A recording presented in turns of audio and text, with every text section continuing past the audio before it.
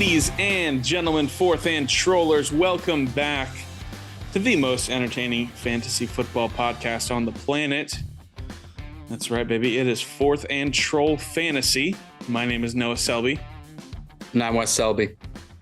And we have an awesome show for you guys today. We've got some more news to break down post week 7 of the NFL season. Gee whiz. So much of it going on right now. Of course, the NFL trade deadline is coming up next Monday, November 1st. So could be plenty of moves being made here before we hit that deadline. Before we jump into our episode, though, Wes, how's it going? Oh, I'm doing all right. As we mentioned last time, Noah and I faced each other in fantasy, and we both put up some pretty good scores. Noah came out victorious. Really for one reason, and I can't wait to talk about him later, but Kenneth Walker III. Oh man, played well, and well, we'll just get to him later. But if there was video footage of my living room. Oh boy, I will say I may one. I'd have won if I'd started Joe Burrow instead of Tua, but I started Tua as a strategic decision because Noah had Jalen Waddle and I had Tyreek Hill. And so I thought, well, let me capitalize and try to eliminate as many points as possible for Noah. Right. In the end, we'll talk about Joe Burrow in a minute too. My goodness. Noah, How are you? Championship Tuesday for Noah. I'm good, man. I'm feeling good. Squad started out a little rough this season. I was 0-3. I am now on my way to a 3-4 start after the first 7 weeks. So 1-3 out of my last 4. Feels good. Excited. Feel like the squad's in a good place. Hoping Sam Ehlinger just hands the ball off a million times to Jonathan Taylor. We can get back to our good spot here. But I am doing well. It was a fun week 7. But first things first. Before we even second things first, where we're at in this episode, Wes? I feel like we've already been going for so long. I don't even know. Do we have a new 5-star review? I have a new 5-star review. Yeah, let's hear it. It's from user Luber Up.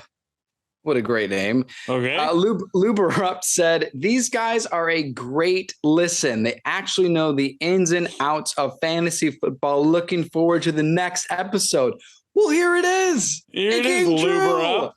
Oh, thank you so much. It's very awesome. I'm glad that, again, I think this is a trend. People really like that we give a little bit more than just the usual, this guy's good at football, this guy's not good at football. So appreciate that we get recognized for the hard work, and we're glad to hear that it's paying off for you. And listen, if you've got a 5-star review that you want to write, if you leave something funny or tell us how it helped you during your week, let us know. We'll give you a shout out on our Tuesday show. Really appreciate it. Thank you, everyone, for all the support and all the reviews. It's awesome. Yeah, it's been super awesome. Big shout out to you, user Luber Up. You gonna give a couple other shout outs here?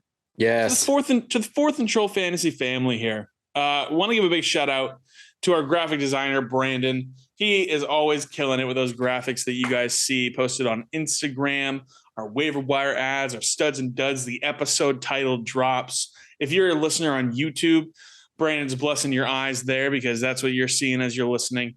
So we want to give a big shout out to Brandon, always on his toes, always killing it. Last minute changes for the titles when we got big news that we're breaking, like in this episode today.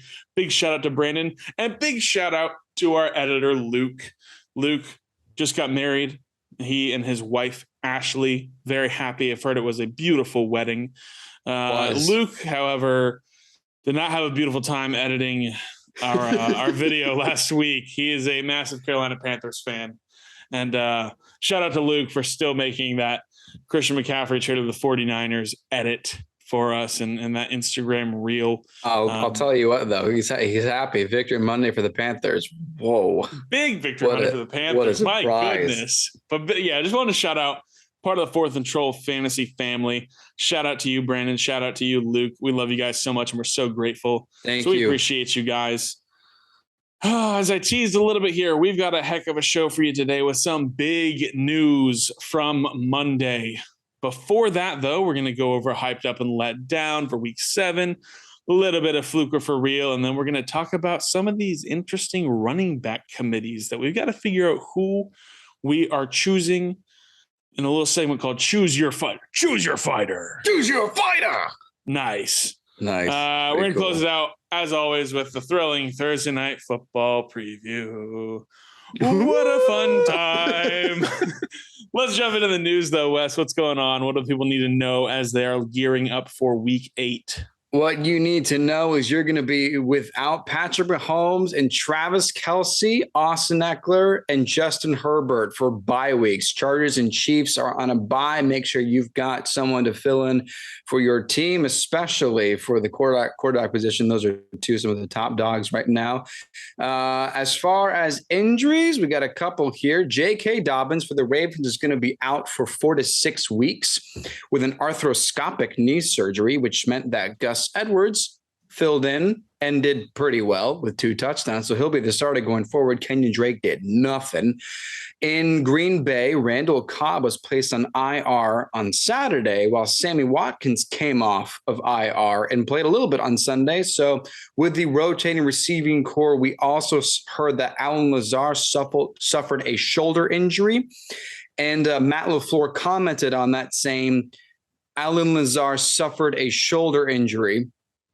Thank you, LaFleur. Thank you. That's a very insightful. We appreciate the update on that. Gee whiz. Anyway, all right. So in Cleveland, David Njoku suffered a sprained ankle against the Ravens. It was seen in a walking boot.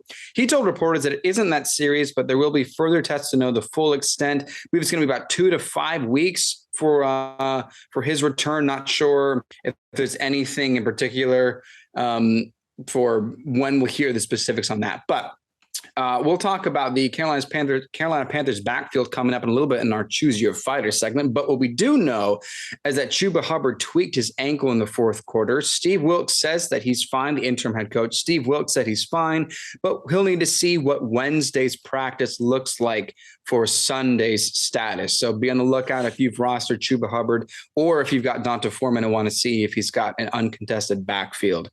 Also in Carolina, check this out. Steve Wilks said that it will be hard, quote, he said it would be hard to take PJ Walker out of the starting role based on what he did to the Buccaneers. And in fact, PJ Walker will start in Carolina regardless of either Baker Mayfield or Sam Darnold's status. That is some big news. Can I tell you how happy that makes me? I know. Finally, once Christian McCaffrey leaves, they just decided to make the QB change. I just love that Baker Mayfield is getting benched for a guy who was in the XFL 2 years ago. Like, this is fantastic. This is fantastic. And honestly, he's probably not wrong. He probably gives the Panthers the best chance to win. I think so. I mean, with shipping CMC out, might as well figure out, how good your XFL guy is. Speaking of quarterbacks in Tennessee, Ryan Tannehill exited Sunday briefly, but finished the game with an ankle injury. It doesn't feel great, but that kind of comes with the territory, is what Tannehill was quoted after Sunday's contest. He said afterwards, I'm going to do everything I can to get this week to get back out there. Otherwise, Malik Willis will take over. We'll see if that'll pan out if he ends up starting. Right now, it looks like it's still going to be Ryan Tannehill. DK Metcalf left early in the second quarter with a knee injury and was very quickly ruled out after being carted off. The X-ray came back negative. The results said it is a patellar tendon. I'm not sure if I'm pronouncing that correctly. Patellar tendon injury, which means that Metcalf intends to practice this week, but his status for Sunday still remains questionable. We'll see if there's any more updates as the week goes on. Listen to our Friday show if we have anything new. Speaking of wide receivers, Mike Williams left after a gruesome ankle injury that resulted in a high ankle sprain. As stated earlier, the Chargers are heading into a bye week, so he may not miss too many games. However, Brandon Staley's already said it's week to week. So look, Noah and I were joking, saying, like, if they said Keenan Allen was day to day and it took until week 7 for him to come back, week to week means, I don't know, 2027, 2028. Yeah. You take your best guess. Keenan Allen was day to day for 2 months. So we're going to see Mike Williams in a couple of years. Yeah. Is what it sounds like. Be prepared to not have him the rest of the season. I'm not kidding. That's what I'm preparing for right now. You are a Mike Williams owner. You've been very, very high on him for your season. So hopefully that's not the case, but it is going It's going to be tough for Mark Williams owners. Moving over to the AFC South, you probably heard the news. The Colts will turn to Sam Ehlinger next week as Matt Ryan suffered a grade 2 shoulder sprain. However, when Matt Ryan heals, it doesn't matter. Sam Ehlinger will continue to be the starter for the remainder of the season in Indianapolis. And I even read that Nick Foles is the second string. So it's not the competition. Matt Ryan is done, and it may even be for his career or the top 10 most passing yards in NFL history. But they're moving on. They're moving on from Matt Ryan. Amon-Ra St. Brown has cleared concussion protocol for all you Lions fans that have been waiting for him to come back. He should be able to suit up this week. Rams wide receiver Van Jefferson returned to practice this week, adding a little bit more of a deep threat to the potential receiving game, maybe opening up some more opportunities for Cooper Kupp, Al Robinson. Cliff Kingsbury said that, quote, it'll be close for James Conner whether or not he plays. Deebo Samuel had a setback in the game on Sunday against the Chiefs with a little bit of a hamstring issue. Kyle Shanahan deemed it day-to-day. It doesn't seem to be serious, but it's definitely worth monitoring. And, for the hell of it, Broncos are receiving offers for Jerry Jeudy and KJ Hamler.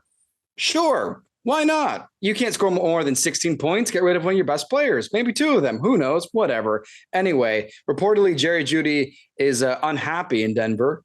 Shocker. And with the way the season has gone, I don't know, maybe Nathaniel Hackett will try to invest in Broncos' future. Maybe Nathaniel Hackett doesn't even have a future in Denver. I don't know. Just hold on to Jerry Jeudy. That's all that this could mean. It's not really a rumor. It is confirmed. People are trying to seek trades.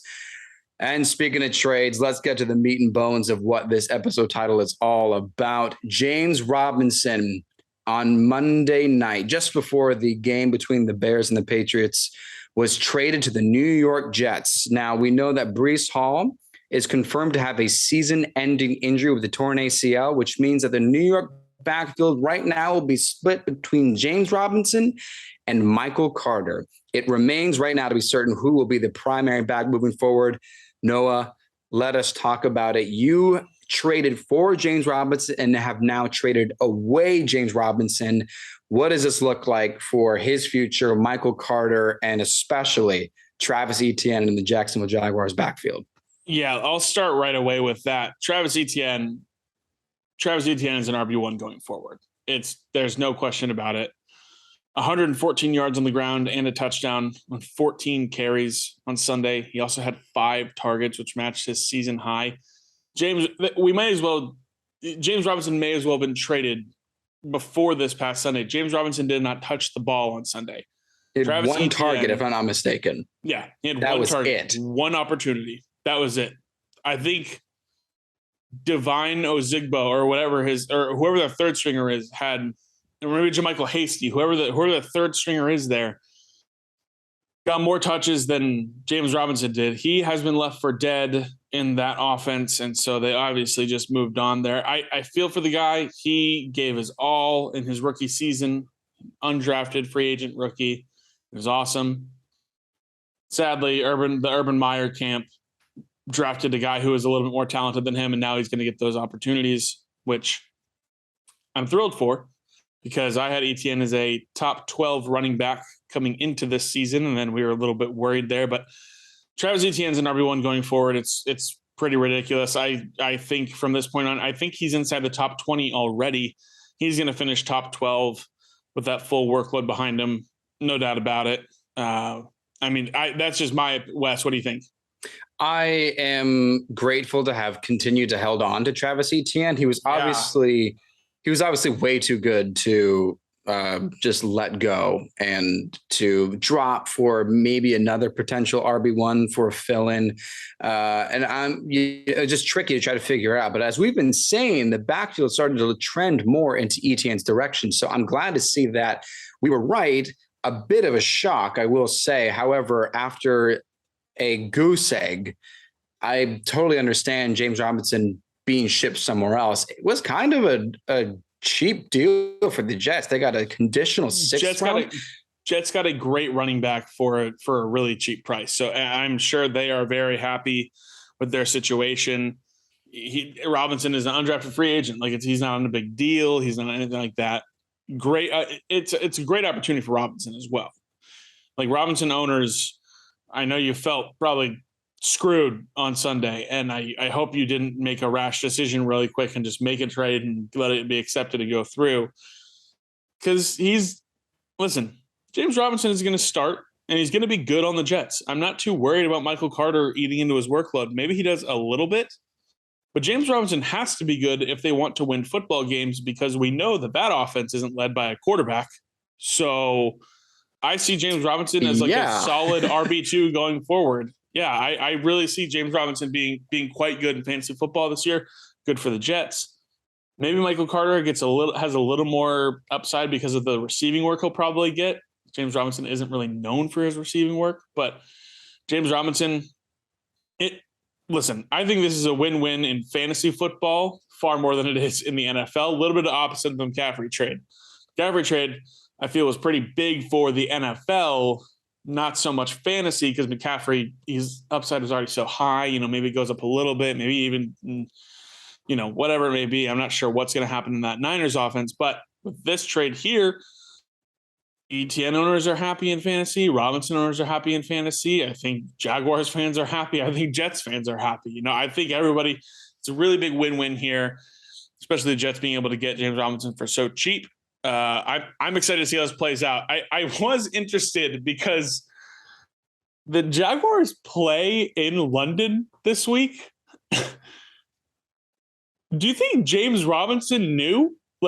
I don't know when they were flying, but I'm pretty sure those teams fly to London on the Monday just to get themselves accumulated to the time zone. That's a funny that sort thought. of stuff. So I literally saw this trade break and I was like, I wonder if anyone I looked on Twitter and I was like, Jaguars plane London landing. I was just looking to see if anyone had thought about it. I was just like, man, I wonder if he was on. I wonder if he's on the plane to London. I wonder if he's in London because I think they already are on their way there or are there. So I would hope that hey, they James, I don't know, given some kind of notice. Yeah, that's a funny hey, thought. man, stay back on this one. We're trying to make a deal. I don't know. I don't know exactly what's going to happen. Maybe we'll hear later in the week. But I thought it was something I thought of. I thought it was pretty funny. But I'm excited about this trade on all fronts. I am an ETN owner in one of my leagues, and I'm excited. I think it's going to be huge for ETN. I'm very excited for it. Yeah, and with the backfield between Michael Carter and James Robinson, Michael Carter had a pretty decent rookie year last season, but it wasn't mind-boggling stats. And this was something that you and I talked about, Noah, during the preseason, just hanging out. And then we're like, hey, make a podcast together, which was that Michael Carter did well, but they still decided to take Breece Hall. And that said a lot about Breece Hall, but also says a lot about Michael Carter. Yeah. And just looking at his stats here in front of me, he didn't, in full PPR, he never eclipsed 20 points except for once. So he does have some, PPR value, but James Robinson could very easily be a valuable running back in this Jets team. And I don't see, and also Michael Carter only got over 80 yards once last season as the only running back. So I actually do think, just as you're saying, I actually think James Robinson could be a valuable fantasy back for this Jets backfield. Yeah. No, yeah, agree 100%. Yeah, I'm with you. I'm there, and I really do think he's going to be in the. Yeah, I think he'll be a solid RB2 for a guy who was going in 10th round or later in fantasy drafts this year. I think he's going to be a really solid RB2. Obviously, listen. I say, I called Etienne as a top 12 back. I never foresaw a trade like this happening. I had conceded defeat on Travis Etienne's season a couple weeks ago when Doug Peterson said we need to get this guy the ball more. I thought, maybe we'll get him more involved, but I bet they'll still use Robinson. They still use him a lot in the first few weeks. Didn't foresee this happening. I'm not taking a victory lap by any means or anything like that because I was not the one who was like, oh, yeah, I told you. No, I was literally like, well, give it up, guys. ETN sucks this year. It's not going to work out. So, listen, I'm thrilled that it's working out this way and that he's going to get a a full-on workhorse back workload. Love it. Excited for it. Also excited for James Robinson. Excited for everybody in this trade. I think it helps out a lot of people. NFL teams and fantasy managers combined. I'm excited for it. Amen. Well Amen. Let's jump into week 7, Wes, because it was fun. Yeah, it was fun. It was fun. Let's go into hyped up and let down. First of all, hyped up. Let me know if you guys have heard this recently, but Joe Burrow and Jamar Chase were back. Oh, man. Excuse me. Sorry about that. Yeah, Joe Burrow and Jamar Chase. Again, Joe Burrow, second week in a row, highest point scorer in fantasy football. 39.24 fantasy points, 481 passing yards, and 3 touchdowns. 3 rushes, 20 yards, a rushing touchdown, 4 total touchdowns. Listen, I don't often agree with Colin Cowherd, but I heard him say something today, and I think it's interesting. He was talking about the quarterback tiers, and he said pretty much tier 1 is Mahomes and Allen. That's pretty much it. He said, I think Joe Burrow can go into tier 1 now. And I'm going to tell you why. I was shocked at first. We all saw Joe Burrow in week 1 play really, really, really not good and still be fine in fantasy, but he had 5 turnovers in week 1. Colin Cowherd pointed out Joe Burrow had a major surgery in the offseason. He had appendicitis. He got his appendix removed. He didn't play any preseason. He didn't have any game action, just in practice. That was his first game action in week 1 against the Steelers. So getting TJ Watt, sprinting at you to tackle you and stop you and stuff like that. First game action of the year. Not ideal. If we look at week 1 and take it away, Joe Burrow has 16 touchdowns and 1 giveaway since then. Jeez. It's unbelievable. And he's going insane. He's going insane. I don't know if he's wearing that game-worn LSU Jamar Chase jersey to bed at night, but it's ridiculous. And he is just, him and Jamar are putting on a show. We saw the Jamar Chase boom last week. I thought, okay, we'll get a couple more down weeks and then we'll come back and we'll get a couple more of those. Nope. No, we did not. They're back. They're back. I'm joking that I'm laughing so much. Jamar Chase, 33 fantasy points. My goodness. If you have the Joe Burrow, Jamar Chase stack, you're just looking at 72 fantasy points from 2 guys. Like, my goodness. I had to go up against in that league I was talking about in our last episode, Wes, where you get some bonus points, stuff like that. I had to go up against Joe Burrow. Joe Burrow in that league with those bonuses and the points per completion, all that sort of stuff. Joe Burrow put up 70 points on me this week in fantasy. I was like, well, my week's over before it started. That was fun. No, this duo is awesome. Joe Burrow is awesome. Jamar Chase is awesome. Joe Burrow, I believe, is a QB3 in fantasy right now. And with, it wouldn't surprise me at the end of next week if he is 2 or 1. Obviously, Mahomes is going to be on a bye. So that's why I say that, they'll probably surpass him there. But that Bengals duo was awesome. And another person who hyped us up this week, the trio. T. Higgins? No, sorry, T. Higgins owners. That was a bummer. I'm one myself. But Tyler Boyd, 9 targets, 8 catches, 155 yards, and a touchdown, 29.5 fantasy points. We're going to talk about him in Fluker for real, Wes, but just awesome to see Tyler Boyd do so well. Tyler Boyd, once upon a time, before Jamar Chase was drafted, before T. Higgins was drafted, Tyler Boyd was a really solid player in the NFL, really solid fantasy player. Yeah. Still is a really solid player. Yeah, still is a really solid player in the NFL. I remember Tyler Boyd 3 years ago in fantasy was like a really solid guy for me on my team. Really love Tyler Boyd. Happy to see him do well on Sunday. That Bengals offense is awesome. So freaking good. We talked about it in the preseason, Wes, about who do we want the most fantasy players on a team from? Like who's got the best fantasy squad for an NFL team? We joked and said, we should just draft an entire team of Cincinnati Bengals and we'll probably do well. Well, yeah, probably. From those, if you did that from those 3 guys, you would have had over 100 points this week. So, and then add on Joe Mixon, add on McPherson, add on, whoever. But man, really fun to watch. The Bengals are showing, why they are the AFC champions. They are in full stride. It's incredible. It's incredible. Somebody who who did really well again. Is excited to see do well again, but I don't even. It's sad to talk about, but it's Aaron Jones. Yay! Yay! Aaron Jones did good. 28.6 fantasy points. There Yay. you go. The Packers suck.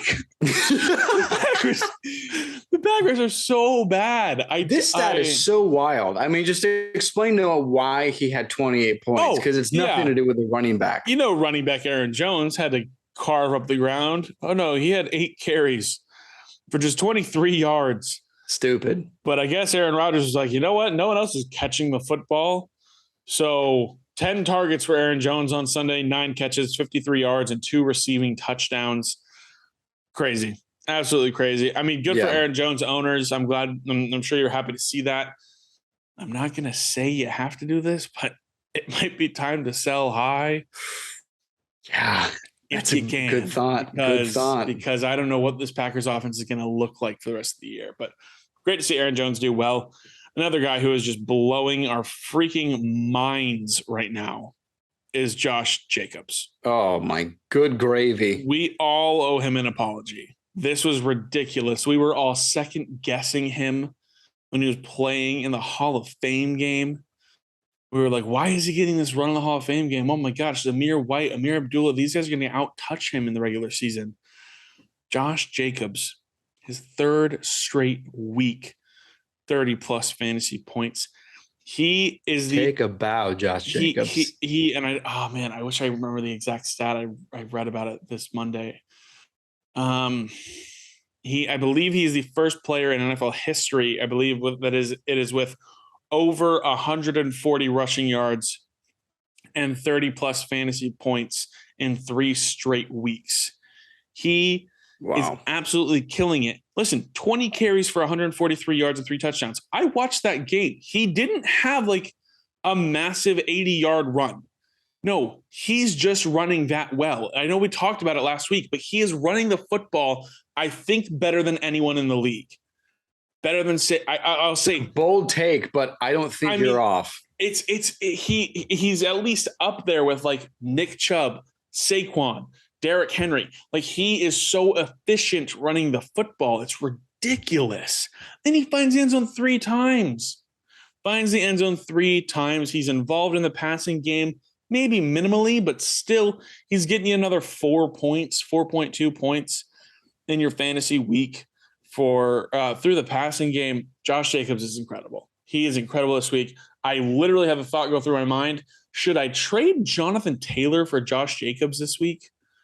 Because is that an insane thought? I don't think so. Nope. Like, I know the upside for Jonathan Taylor is massive, but like, this offense doesn't feel like it knows what it's doing. So who knows? Maybe we'll take a shot there because Josh Jacobs is absolutely killing it. I think it's a justifiable trade, honestly, at this point. Yeah, it's insane. Another guy who's insane, Wes. We teased it a little bit. Oh my. Kenneth Walker III, 28.8 fantasy points, 23 carries, 168 yards, 2 touchdowns. I believe it was 76 or 79 of those yards came on one very long run at the in the 4th quarter of that football game against the Chargers. I wrote a few things down here about KW3, Wes. Let me add 1 point, and then I'll give you the floor because he's your fantasy crush. Yeah, I cannot wait till next season to draft him. Oh, I'm so excited. I cannot wait. He could be. He's going to go in the top 2 rounds, I feel. Yeah. Okay. Tell us about your new love, Noah. Yeah. What's he like? Okay. So here's the thing that I will say, and Wes can back me up on this. And I feel like a fool that I didn't do this. Back a few weeks ago when we were doing our deep cuts, and we were texting about who our deep cuts were going to be. And I said to you, Kenneth Walker III is going to be my deep cut. I texted you that.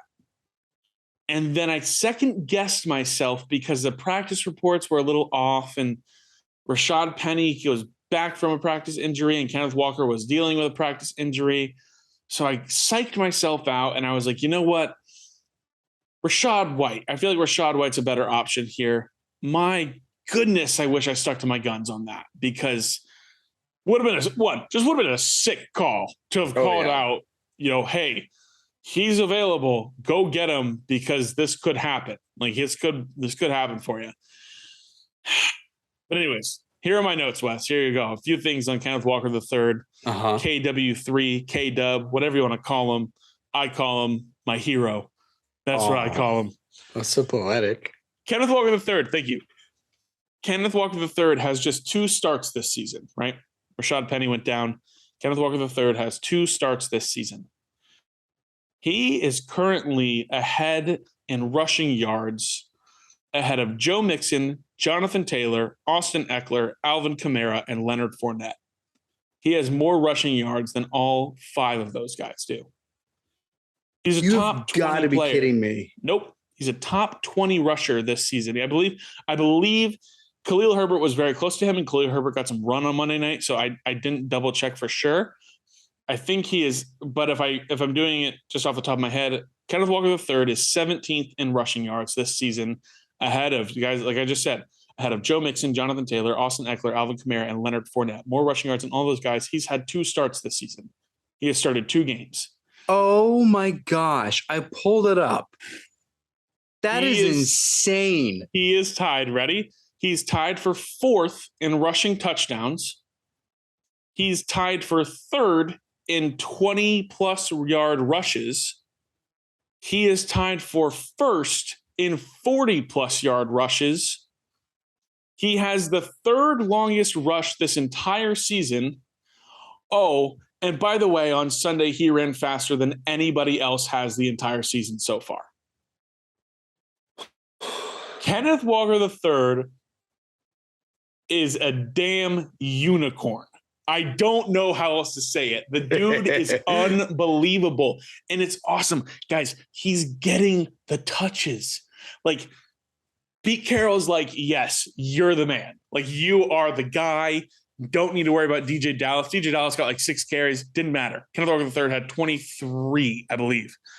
23 carries, 168 yards, and 2 touchdowns, 28.8 fantasy points. That his long touchdown won me the week in fantasy football. If he had not had that long touchdown, my week would not have ended in a victory. Oh man, you said it, Wes. Kenneth Walker III is my man crush. Is my fantasy crush. He is unbelievable. This is insane. And yeah, I really love those stats, because it is like, wow, you started 2 games and you're that good. Like I'm staring at it in denial. Yeah, it's unbelievable. Yep. 4th in rushing touchdowns, tied for 3rd in 20-plus yard rushes, tied for 1st in 40-plus yard rushes, 3rd longest run this season, faster than anybody has run this entire season, ahead of all those guys, Joe Mixon, Jonathan Taylor, Austin Eckler, Alvin Kamara, and Leonard Fournette, ahead of all of them in rushing yards. He started 2 games. Dude is unbelievable. That's cheating. It's unbelievable. I love it so much. There's a cheater in Seattle. I know. It's fantastic. There also might be a cheater in LA, because Austin Eckler is just out here killing it. We were all worried after a few weeks. And Austin Eckler's like, oh, by the way, yeah, I'm just going to go for 30 plus each of the last 3 weeks, by the way. And It didn't even feel like, because I'm watching this game as well, because I'm, and excited about Kenneth Walker III. It didn't even feel like Austin Eckler was out here like having a massive week. It wasn't until I was watching Sunday Night Football that I was like, oh my gosh, Austin Eckler had nearly 37 points again. Like, How did this happen? I'll tell you what happened. He had 12 catches. He's on pace for like 150 catches this season, which is like by a mile more than any other running back in history. And listen, I get it. Like, it's like this Chargers line isn't as good as it was. They're dealing with injuries in the wide receiver room. So it's like, hey, where do we go? Yeah, let's just give it to old reliable, because my goodness. And I emphasize the old on that, because I hope you guys are enjoying this season, because Wes, you pointed it out earlier the beginning of the year. I think we might be squeezing the last amount of juice we have out of Austin Eckler here, but could be. But another awesome week for Austin Eckler. And you know what? It's good on you guys for sticking with him, because I was getting worried. I thought he was going to be, like I said, I was on record saying I think he's going to get closer to this 15-point mark every week than he is going to be this 25-point mark. And now he's closer to the 35-point mark every week. So Yep. We just had to call him out. That's how it works here. That's how the Fourth and Troll. Yeah, that's how Fourth and Troll fantasy works. We call people out and then they do well. So that's how that goes. Well, someone we didn't call out though, but still did well. Excited to see him show up on the radar. Finally, George Kittle. We've been waiting for it. Oh, hopefully, what relief. Maybe it just took another fantastic white man on that team to spring open George Kittle. Who knows? Maybe it's the Christian McCaffrey magic, but who knows? Oh my goodness. George Kittle, 21.8 fantasy points. I believe that was tight end one on the week. I could be wrong. Maybe Jawan Johnson from Thursday Night Football had maybe 0.2 more than him. Maybe he was at 22 points. I think Jawan had 20. Okay, so I think George Kittle was tight end one on the week. But it's just great to see on National Tight End Day. Love to see it. George Kittle, awesome guy. Especially, they got beat pretty soundly by the Chiefs, but happy to see him doing well in fantasy football. I know people were waiting on that, especially with the injury to start the season. Not too many players really let us down this week, though, Wes. Yeah. Just most of our top guys had decent outings if they didn't really hit projection. Just kind of two guys that kind of let us down here. Mark Andrews did not get the memo about National Tight End Day. No. I saw somebody say, I think Mark Andrews thought he got the day off for National Tight End Day. It was like a national holiday. Yeah. I think he thought he got the day off. I saw Mark hilarious. Andrews under center pitching the ball to Lamar Jackson on one play. I was like, what are we doing here? Like, what's going on? Yeah, very weird. Yeah, 0.4 fantasy points. Sorry, Mark Andrews owners. I don't think you need to be worried about this. I mean, he's been not performing as well as he should be this season. Lamar hasn't either. I don't know what's going on really with this offense. They still keep getting wins. So it's like, maybe not, not sure what's going on there. Gus Edwards got me excited on that offense. So I'm excited about Gus Edwards, but Mark Andrews, you still lineup lock. You still lock him in. Sorry. Great for me. I played against him in one league. That was awesome. Very happy about that for myself. I'm very happy for you. 0.4 is like a hilariously bad stat. I mean, I can imagine if it were like 3 points, it's like, it's so frustrating, but 0.4 is comical. Yeah. Just crazy from a guy who was going like the third round this year. And then another guy, Deebo Samuel. I don't know if this is a taste of what's to come with this new offense with Christian McCaffrey. I don't think it is, but Brandon Ayuk, we talked about him. He's kind of emerging as the better, like we said, the pure wide receiver on this team. Yeah. He's looking good. Brandon Ayuk is looking good. I know that. So Christian McCaffrey didn't really do a ton in this game. He still ended up, if you did start him out of obligation, you still got okay points, certainly not Christian McCaffrey numbers, but this really wasn't a complete effect from Christian McCaffrey that resulted, and just in my opinion, that resulted in Deebo Samuel getting less than 10 points. I think it may have just been the fact that the 49ers started out really strong and the Chiefs said no.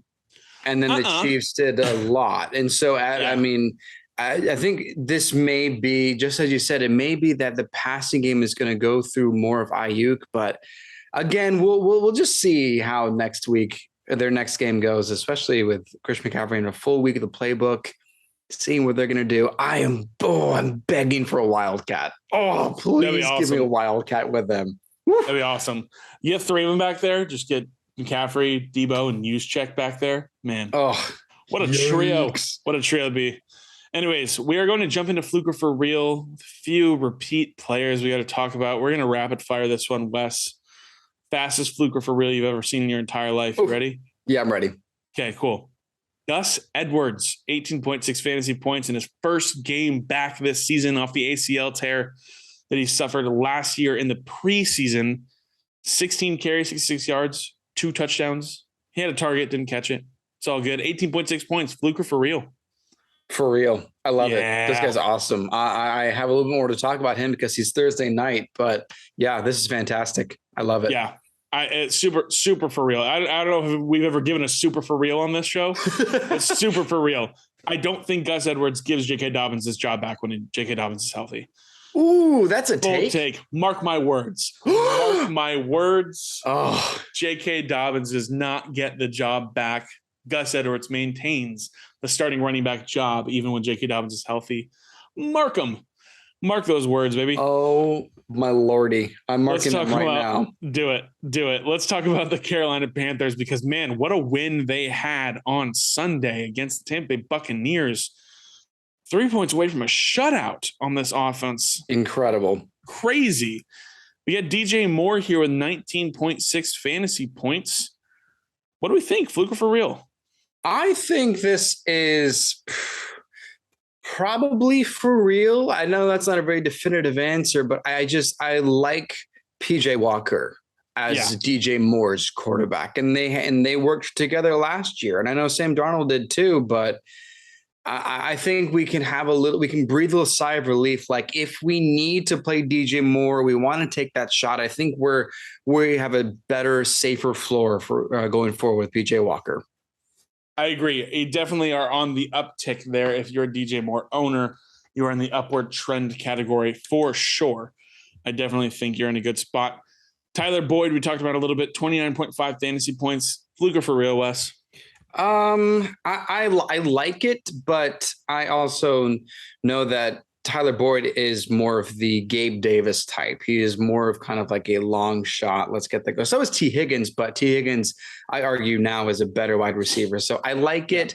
If I'm going to categorize it, I'm going to say fluke.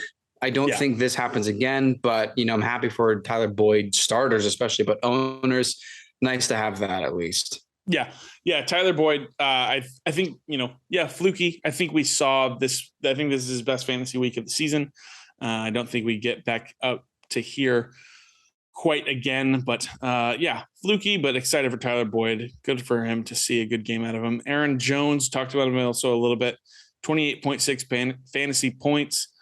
Packers offense is confusing, Wes. Fluke or for real? I hate to say it, but I'm going to say fluke. Yeah. I don't like the fact that I love the 10 targets and 9 catches and 2 receiving touchdowns. I despise 8 carries for 23 yards. That's it. Make no mistake. AJ Dillon didn't rush for 139 yards. This was just nothing in the ground game. And so I just don't. Yeah. I'm frustrated. And I think, let's just say it. I think, to hammer the point that you said earlier, sell him. Yeah. Sell him now. If somebody's interested, sell high. This Packers offense is not. Sell him to the Breece Hall owner. Yeah, sell him to the Breece Hall owner. This Packers offense isn't figuring it out. Unless you're the Breece Hall owner, then yikes. Then oh no. Yeah. Oh no. Let's talk about the guy in the same game on the other side of the field that I was so happy to see play well. Terry McLaurin, 18.3 fantasy points with Taylor Heineke under center. 5 catches, 73 yards, and a touchdown on 8 targets. Fluke or for real, Wes? Let me make a case here. You know what? You said mark my words. I'm going to say mark my words in the same episode. Mark my words. With Heineke under center, Terry McLaurin will be a top 10 wide receiver I'm going to specify it 5 more times this season. Wow. Okay. With Heineke, easy. Yeah, easy. We saw it last year. Heineke really likes McLaurin, and so awesome to see. Let me also point out, I was so happy to see this happening. Not because I'm like a big Packers hater or anything, but Terry McLaurin got a bag this offseason. He got a lot of money. He was extended. The team loves him. For whatever reason, it just isn't happening with Wentz. This dude was cooking Jair Alexander on Sunday. It was ridiculous. He made Jair Alexander look like an undrafted free agent rookie. Jair Alexander looked like a fool on Sunday. Terry McLaurin was absolutely cooking him. It was awesome to see. I love Terry McLaurin. I'm really happy that he's doing well. I hope Heineke's fun to watch play football. He sure is. He's just got the grit and the heart, and he's just like, yeah, let's play. Like let's go. Let's go win a game and see what happens. He did it against the Bucs last year. I don't know if you remember that game, but it was, Washington versus Tampa, and he did that last year. Man, I love it. I'm happy to see Heineke. The Bucs were good too. Yeah. I will say that Heineke took Carson Wentz's job. I think so. I think so. Both with Matt a win like Ryan that, and Carson Wentz are done. Yeah. With a win like that, I think so. Let's go over a few more here. Guys that we haven't brought up in Fluke for real yet, but Marquise Goodwin, 22.7 fantasy points, had a couple touchdowns, 4 catches, 67 yards. Fluke for real, Wes? Fluke? Yep.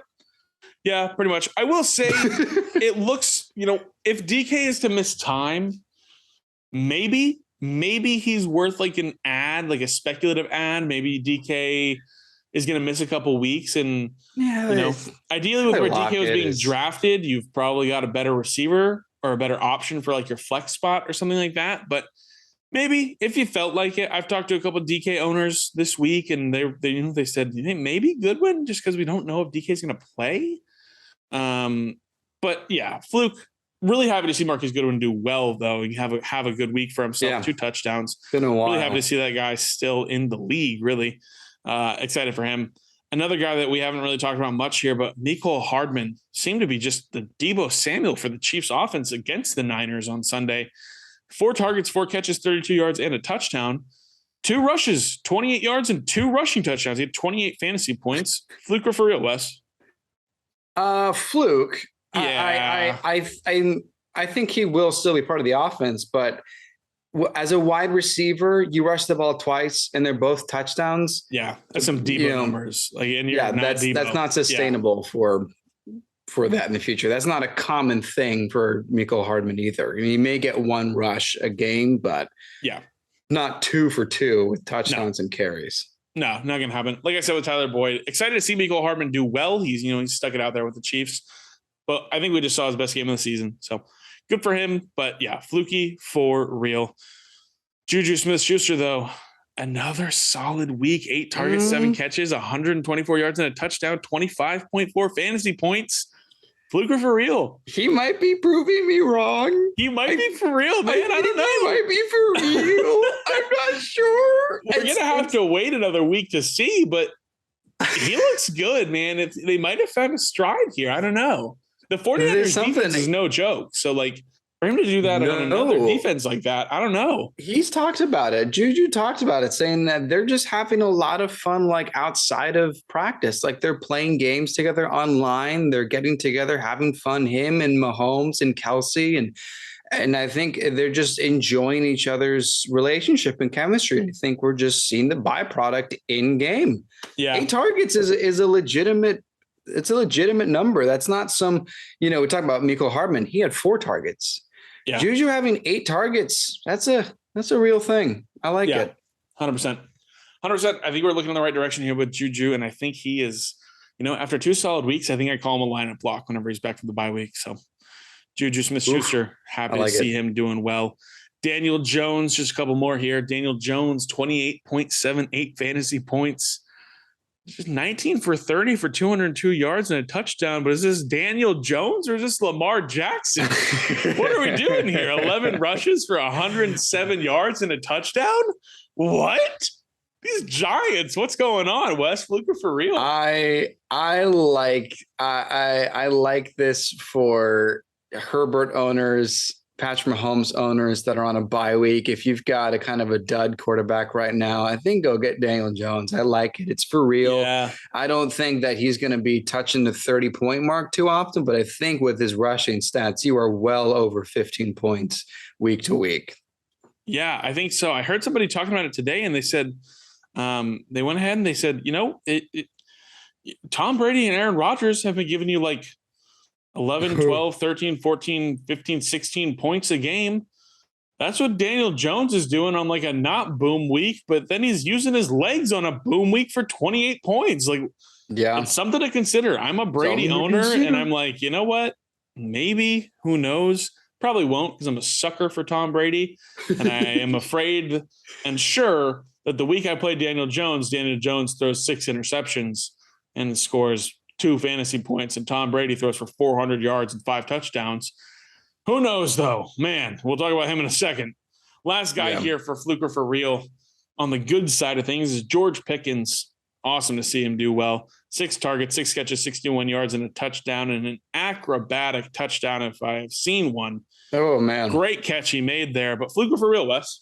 I like this trend. I think this is becoming for real. I think that Chase Claypool is starting to get fizzled out and a little bit behind George Pickens. Deontay Johnson is still doing well. He's still a PPR magnet, but I like what's happening with George Pickens. And I think that this could be, it's a little bit early to say, but I think he could be a really sneaky good draft pick for next season's fantasy. Yeah. I think George Pickens is starting to come into prominence. This wasn't just a nice catch in preseason. I think this is something that's happening. I'm going to say for real. Yeah, I think so. I am a Mike Williams and Cortland Sutton owner in a league, and I have George Pickens on my bench, and I'm not scared to put George Pickens in my lineup going into next week. Yeah, I wouldn't be. I feel good about it. I feel good about George Pickens. Real quick, one last thing. The Dolphins did not play that great after their incredible first drive on Sunday night, and the Steelers had a lot of missed opportunities on defense. But I think the Steelers are turning the corner. I think the Steelers are looking good. So I think this isn't just George Pickens. Maybe Najee Harris starts to do a little bit better. I don't, think it's going to get into like 25 points, but I like what I'm seeing with the Steelers. I think Mike Tomlin is changing this organization around for this season. Mike Tomlin's doing Mike Tomlin things and somehow being still one of the best coaches ever. Yeah. And doing a lot with what he's got here. So that's it for the good side of things. The bad side of things, as always, we have to be a little let down and just be disappointed here because some guys that just did not do well. A couple of Tampa Bay Buccaneers here. Tom Brady, 11.7 fantasy points, no turnovers, no touchdowns. I will say Mike Evans, man, this could have been a different game. Drops a 60-yard touchdown on the first drive, right in the breadbasket. He was wide open, didn't have anyone within 20 yards of him. That was disappointing because this could have been different. This could have been different for the Bucs and for Brady owners. But I don't know. Fluke or for real, Wes? I don't know. Tell me. I don't know what to do. For real. I got more to say for Thursday night, but for real. I don't. Like I said, we were talking about Daniel Jones just now. Tom Brady has me in a chokehold, and I think I'm going to keep starting him every week. You're in a toxic relationship with Tom Brady. I know. You have Joe Burrow and you won't trade him to me, so I don't know what to do. I don't want anyone else to have Tua or Burrow. I want them on my team. I don't want to give someone better points. I know. I've got Higgins and I've got Waddle, so I'm like, either one would give me a stack. Come on. I know. Another one in the backfield, though. Leonard Fournette, 4.6 fantasy points. I don't know. Fluke for real? Like, I don't know. Like, I think this was, I don't know. In my opinion, this is fluky. Wes, what do you think? I agree. Just because this is an unprecedented low amount of carries, 8 carries, 19 yards. That is not Leonard Fournette. And, I think this was a bad game for the Bucs. I also think the Bucs are just not playing well anymore. But I'm going to say Leonard Fournette owners, I think this one's a little bit fluky too. Yeah, I think so. This is his lowest amount of targets he's gotten in the passing game since week 1. And this was a 21-0 game for a long time. So you would like for him to have been a little more involved there in the passing game. For some reason he wasn't. Todd Bowles was being weirdly cryptic and was like, maybe some of these younger guys need to get more playing time. I don't know if he's talking about Rachaad White, but I don't think Leonard Fournette is benching him as the key to your problems. Like, I don't know. I don't know here. So a little confusing. Todd Bowles is weird and cryptic, and I miss Bruce Arians just letting Tom Brady walk all over him. But, it is what it is. I think this is fluky. Leonard Fournette owners, don't be too worried. I think you can keep plugging him in. A guy that we do have to talk about, though, is Drake London. London. It's a bad game. Dude. London Bridge is falling over, dude. Oh, what a good one, dude. Nice. What a good one. I agree, though. I think this is for real. I just don't know what's going on here. Hey. Atlanta Falcons. Take a page out of the good old Frank Reich Indianapolis Colts playbook and put in Desmond Ridder because Marcus Mariota isn't very good. Drake London, a bummer to see. It's such a great start to the season. And then he's just one target in this game. I don't know. It wasn't like, are we going to Olamide Zacchaeus, or what are we doing? Yeah, here? they were down the whole game too. The whole time. Joe Burrow had 350 yards in the first half. You have to keep up. How do you it's not very, very keep weird. targeting Drake London? I don't know. It's just confusing. Good for Tyler Algier or Caleb Huntley or whoever's running the ball there, but gosh, just pass Drake London the ball. He's really good. He's a good player. They actually, as a Tyler Algier owner, I was glad he got the touchdown, but they handed the ball off 6 times in a row on the goal line. They got a penalty, and it was sweet. Glad I got the touchdown for points, but that said a lot about their offense. Just keep going. Yeah. Do it disappointing here. Somehow, a guy who had less points than Drake London at 1.9 was Jared Goff at 1.5. Hey, now, I guess that happens when you have 4 turnovers by yourself. Yeah. Fluke or for real? Bummer to say, probably for real in my eyes. Wes, what do you think? Until further notice, I know that's not a concrete answer, but what a shift in this Lions offense, from the best offense in the league to nothing for 2 straight games. Yikes. Yeah. I'm upset. I'm sad. I don't Maybe know. It's DeAndre Swift. Guys. Maybe they just need Swift back, and then it's all better. Yeah. Maybe he needs to come back. We'll see what happens here. Just a couple more guys here. Lamar Jackson, another bummer week, 10.7 points. I'm not sure what to make of this right now. They keep winning, so I'm not sure. Fluke or for real, Wes? It's going to be very, very, very hard for me to ever call that for real. Yeah. It's going to be very hard for me to think that Lamar Jackson is just not a good fantasy option. I don't know. They've played some good teams. They've played some good defenses. I get it, but it's just, God, maybe more Gus Edwards. I mean, that's going to help. Maybe, Rashad Bateman and Deshaun Jackson, and maybe just more. I don't know. It was just kind of a down week for all Ravens outside of Gus Edwards. Yeah. Yeah. And I don't expect that to continue, but I do expect Gus Edwards to continue playing well. Not sure. You're done of the week, Wes. You were right. Cortland Sutton, 9 targets. Just 3 catches for 23 yards. I think we can say that Jets secondary might be legit. Yeah. 5.3 fantasy points.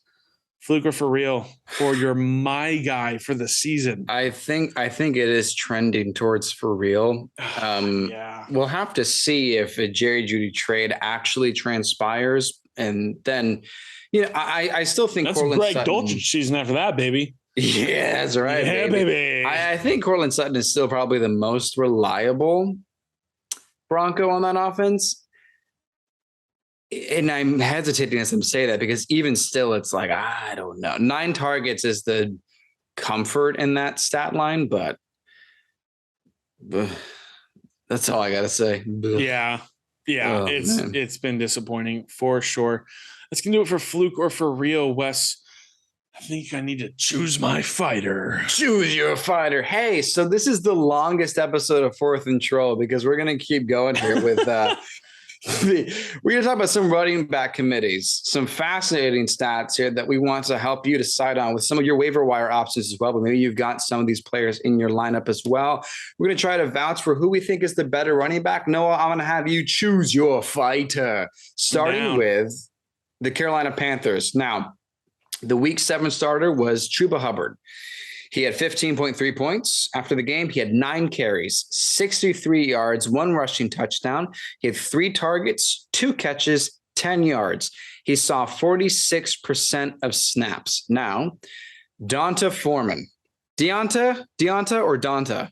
Deonta? I think it's Dante Foreman. Deontay Foreman. That guy. Foreman had 16.5 points, 15 carries, 118 yards, 0 rushing touchdowns, 2 targets, 2 catches, 27 yards in the air.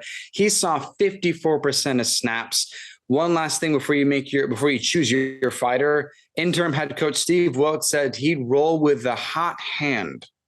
What say you? Who's your pick? Yeah, I'm going to take Deontay Foreman here. I think he's got the better opportunity, especially with Chuba Hubbard getting banged up a little bit.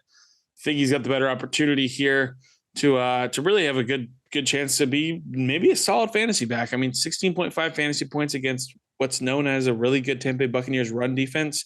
I know Hubbard had 15.3, but 6 of those points came from a touchdown that he scored. He was the one who scored the touchdown for that backfield I like Foreman. I think I'd be comfortable rostering Foreman for the rest of the season and using him as a bye week fill-in, maybe a situational flex at times. I agree completely. I like the almost double the carries from Foreman. I also like that he eclipsed 100 yards. He had more of a snap count. And as we said last time, we like Foreman better from what he did when he filled in for Derrick Henry with the Titans. And with the ankle, I think it's a good reason. What upset me, and we'll move on to the Commanders next. What upset me is how many people I saw drop Foreman. In my Yahoo league, I got a notification because I picked up Foreman because that's what Fourth and Schultz had to do. And I got a notification saying 32,000 leagues dropped Donta Foreman because they named Chuba Hubbard as the starter. And it was Goodness. You don't even know yet. Here we are. Here we are. All right. So the Washington Commanders, Noah, choose your fighter between Brian Robinson and Antonio Gibson. Here are a few stats here. Brian Robinson was named the starter. He had 10.7 points, 20 carries, 74 yards, 0 rushing touchdowns, 2 targets, 2 catches, 13 yards. Saw a 47% snap count.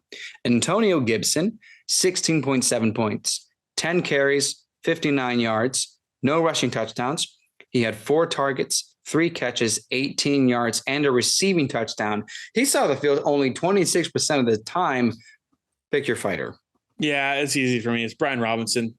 Take away Antonio Gibson's touchdown here.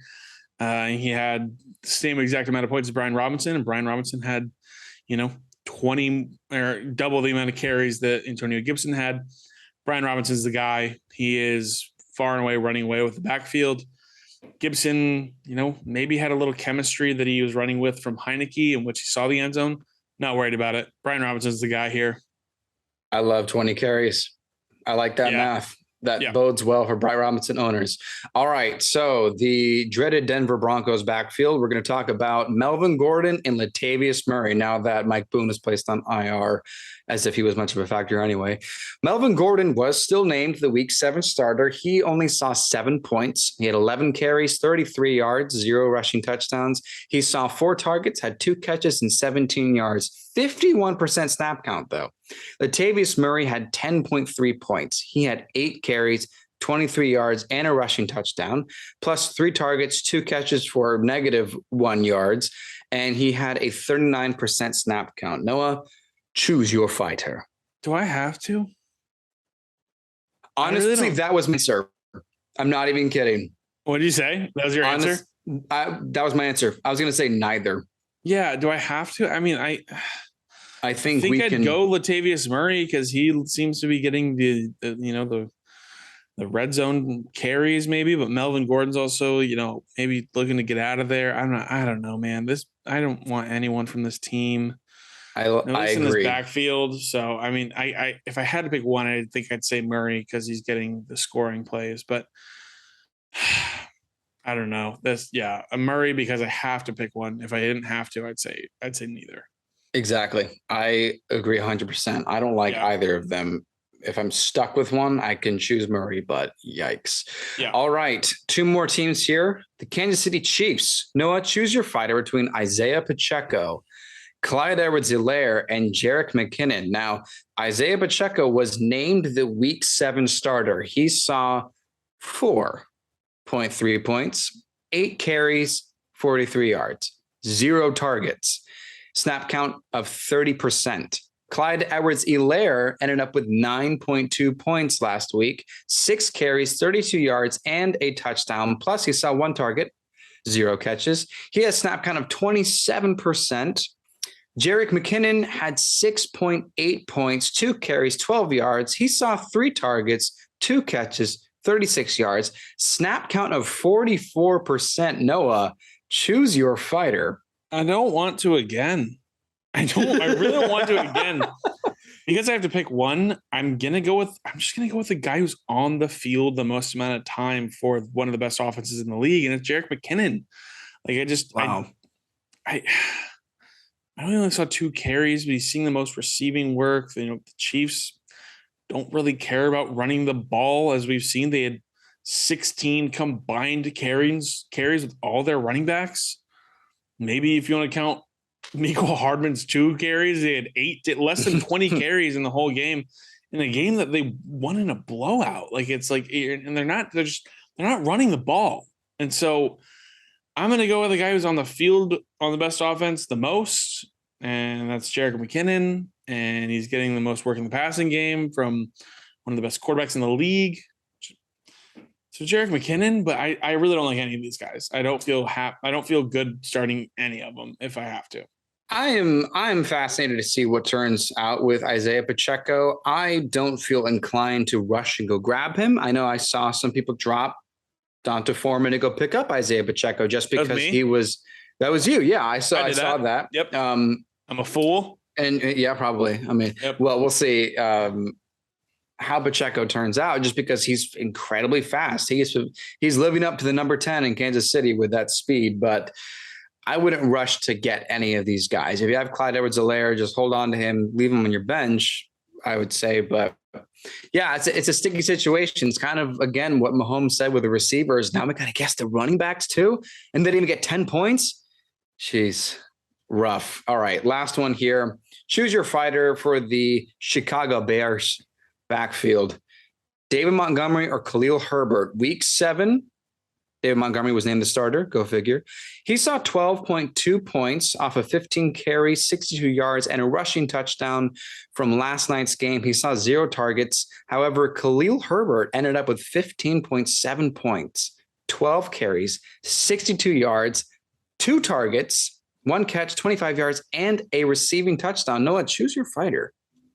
I'm going to still go with Montgomery here because I know he's going to get the work in games where they're not like having to just milk the clock and stuff. Like they're blowing out the Patriots. And so I think a lot of that came from a lot of Herbert's, carries and that sort of thing came from, them just needing to run the ball out, stuff like that. I'm still going to take Montgomery. Herbert had a great touchdown, a screen pass, catch and run, 25 yards. On a great throw by Fields, by the way. He had to sidearm that thing, and then he got sandwiched between 2 defensive ends. Great play, fun, exciting, long play, long screen going 25 yards, definitely exciting. But I'm still going to take Montgomery there. I like Herbert. I think actually Herbert may be a better rusher, but maybe Matt Eberflus doesn't fully see it the same way, and he keeps on giving David Montgomery the starts and the bulk of the carries, and so, or at least the majority of the carries. If you're going percentage wise, but I'm still going to go Montgomery there. I'm a Montgomery owner and I'm not rushing to start him, but I'd still feel better having him on my bench than Khalil Herbert on my bench. I agree. I think that especially after last night's game, I think we can just say that this is actually more of a committee than people realize. So Khalil Herbert may not be an easy drop now from your teams if you are seeing 15 points when you're not even named the starter. But I think it is clear that David Montgomery is the lead back still, despite the fact that he ended up with less points. So that was it. That was fun. I think that'll help clear up some of the backfield committees for some of these players, and especially with what the episode title is about too, with Chuba Hubbard and Donta Foreman. I like what I'm seeing there with Carolina. Yeah, definitely. Let's jump over into our waiver wire. We appreciate you guys sticking with us. We're going to give you some quick and incredible insight on who you should be picking up this week in fantasy football off those waivers. Wes, give me your waiver out of the week. Well, it's no surprise that it's Gus Edwards. Yeah. And I know Donta Foreman is available for a lot of people still. Chuba Hubbard is still available for a lot of people. Michael Carter, if you want to go that way. But I like Gus Edwards the most because he has finished with over 700 rushing yards in every single season he's played. And I did not know that. Boom. Until I looked up his stats and was like, he filled in for J.K. Dobbins, and he had a couple of starts the last few years. How did he do? 700 yards and 6 touchdowns last season. What else did he do? That every season. So he is already a good, reliable running back. He's a little touchdown dependent because he only had, I think, 2 touchdowns one season, but still, when he's walking out of a game like Sunday with 18.6 points, 16 carries was the 9th most from all of the games in week 7. And that to me, I like that a lot, especially in a backfield with Lamar Jackson. The pass game is not really stretching the field too much right now in Baltimore. I really like Gus Edwards, and he's still only 16% rostered. So go get him, because as Noah marked his words, he took J.K. Dobbins' job. So go get him. I did say that, and I stand by that still. Here's what I'm going to say is I went ahead and picked up Gus Edwards because I knew he was coming back off of the torn ACL. I was saying, maybe this is worth a little bit of a speculative ad here. I know Kenny Drake had the hot hand. I'm going to go ahead and bank on Gus Edwards still being the favorite here because John Harbaugh loves that guy. The Ravens love him. And so I was banking on that. I went ahead and was able to pick him up before the week had began for Sunday. And he's on my bench here, and I feel really good about having Gus Edwards as a depth piece for my fantasy football team. I'm excited about it. I think he's going to be fantastic. I think he could very sneak into your RB2 slot, depending on your injuries for running backs. Not you specifically, no, but just the general plural you. Yeah. I think I really like his upside. Noah, who's your waiver wire ad of the week? Yeah, my waiver wire ad of the week is going to be Wan'Dale Robinson. Who? New York Giants rookie wide receiver, just 13.8% rostered. He should be available in most of your leagues. Wan'Dale Robinson was talked about in the preseason as a sneaky kind of gadget type player for the Giants, a little bit Deebo Samuel-esque, if you will. Sadly, for the first 6 weeks, for the first 5 weeks, he was dealing with a bit of a knee injury. He made his debut 2 weeks ago in week 6. And in week 6, his first game action, he played just 14 snaps for the Giants as they eased him back into things. But on those 14 snaps, he managed 3 catches for 36 yards and a touchdown on 4 targets. He ran a route on 10 of those 14 snaps. They had a plan for Wan'Dale Robinson in week 6, and he came through for it. Now let's look at week 7. Wan'Dale Robinson played 47 snaps for this offense. It was just over 60%. Ran a route on 29 of those 47 snaps. Had 6 catches for 50 yards on 8 targets, 11 fantasy points. We kind of wondered who the Giants wide receiver to roster was, and I think we know who it is now. It's Wan'Dale Robinson. He's being targeted. He's being targeted. I believe for what I read was it was on 60% or 65% of the routes he's running. He's being targeted. He's taking on the Giants on Sunday, and then after that, he's got Houston and then Detroit for the next. Wait, who are you taking on Sunday? The Seahawks. Okay, you said Giants. You said he was taking on the Giants. I just wanted to sorry about that. Giants take on the Seahawks, and then Houston, and then Detroit in their next 3 games. All of those teams are fairly exploitable in the passing game, I would say. I think Wan'Dale Robinson's a player who is about to maybe have a bit of a breakout, and I think you should still grab him while he's still fairly low rostered. I think he's a good option for waiver wires this week, especially if you lost Mike Williams. Maybe you're dealing with a bye week for some Chiefs players. Go ahead and grab Wan'Dale. Why not? Take a shot. He's on 13.8% rostered. I doubt your league mates are going to know about him. Go for it. I think he's got a good opportunity to be a solid player for Daniel Jones, a good player for this Giants offense as they're really finding their footing and the 6-1 New York Giants. I really hope that turns out and that pans out the way that you're predicting, because that would be fantastic to have a startable New York Giants wide receiver. Wouldn't it? I also like his name, Wan'Dale Robinson. Wan'Dale Robinson. Yeah. I'm excited about Wan'Dale. I think he's a good add this week in waiver wires, and I think he should be added. Make sure you get him locked in there for a waiver claim. Now, the moment we've all been waiting for, Wes. Yeah. Thursday Night Football preview. Boom. Thrilling. Let's do it. Must start, risky starts, don't starts. Who's your must start, Wes? Well, I'll just say it. As it is, just for the Thursday night game, probably the last good one of the season. We got a lot of bad ones coming up. So hopefully it's a good one. Hopefully it's a good one. Lamar Jackson's not been all that great lately, and Bucks kind of suck. But speaking of Bucks, I still think you should start Mike Evans. Yeah. It is so, I don't know. I think people are just worried of that dropped touchdown. They're like, oh man, this guy is terrible. It's all falling apart. Yeah.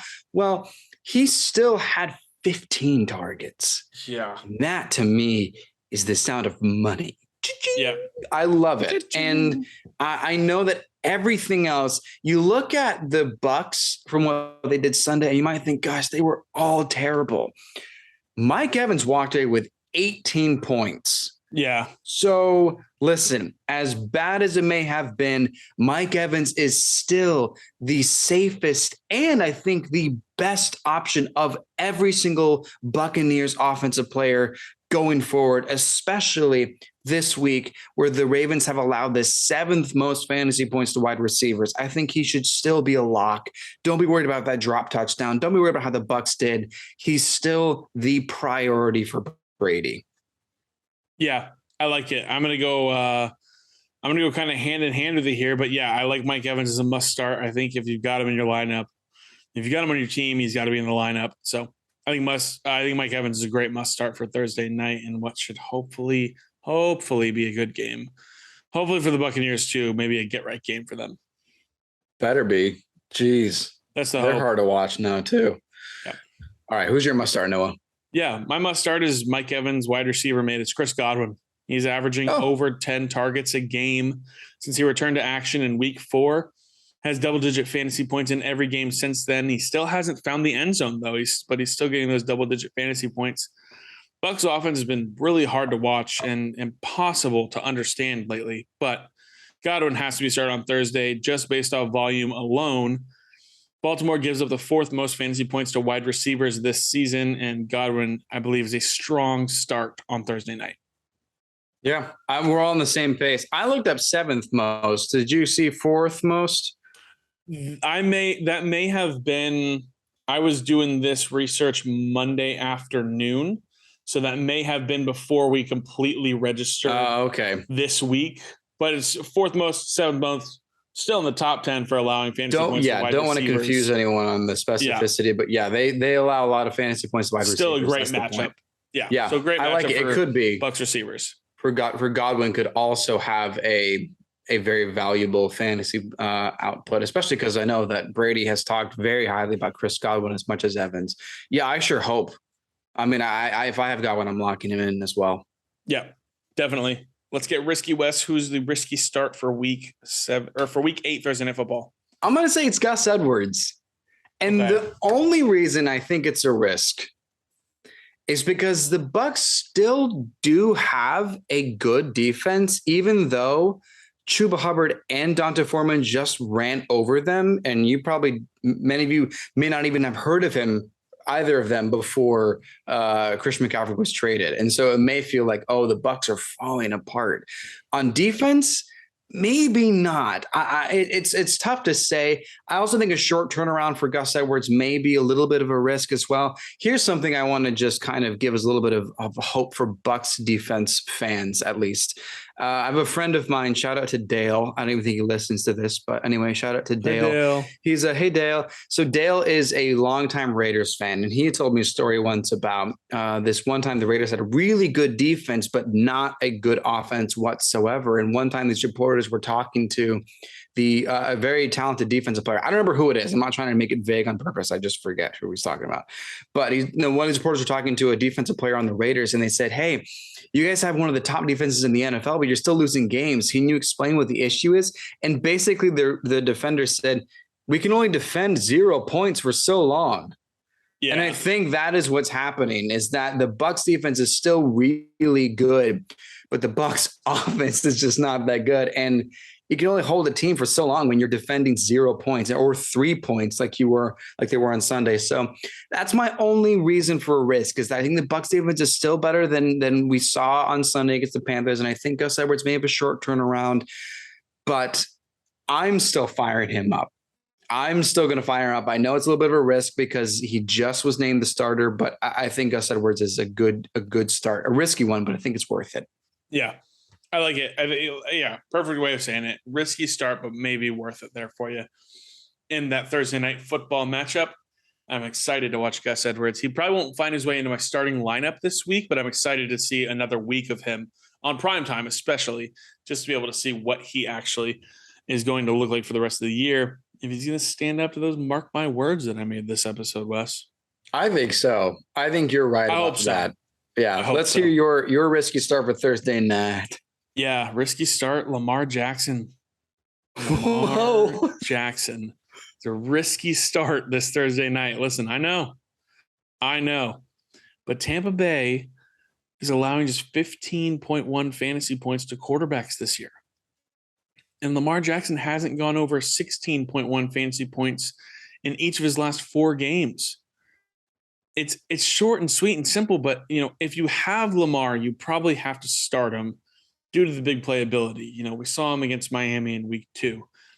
80-yard touchdown run. Boom. Right there off the get. That's a 14-point play for fantasy football. Nearly, he doesn't have to throw 50 or more yards to, go over this 15.1 points here. But I'm just going to temper expectations under the lights on primetime. Lamar has a tendency to show out on primetime. He doesn't do incredible. But I'm not so sure against his Tampa defense. So just tempering expectations. If you have Lamar, like I said, you probably have to start him. But I'm a little worried, and I think it's a little bit risky.